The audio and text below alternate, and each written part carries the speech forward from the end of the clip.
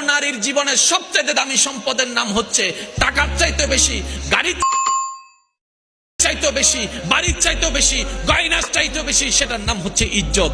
একজন মেয়ে সব দিয়ে দিতে পারে, ইজ্জত দিতে পারে না। একজন মেয়ের সবচেয়ে দামি সম্পদ হচ্ছে ইজ্জত। এবার ইসলাম বলে আমি তোমাকে ওই জায়গায় ওদের সামনে যেতে নিষেধ করেছি যেখানে তোমার ইজ্জতের উপর হামলা হওয়ার ভয় আছে, ওইখানেই যেতে বলেছি যেখানে তোমার নিরাপত্তা আছে, ইজ্জতের কোনো ভয় নাই।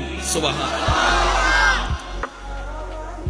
একজন সত্যিকার ভালো স্ত্রীর জীবনের সবচেয়ে দামি সম্পদের নাম হচ্ছে তার স্বামী।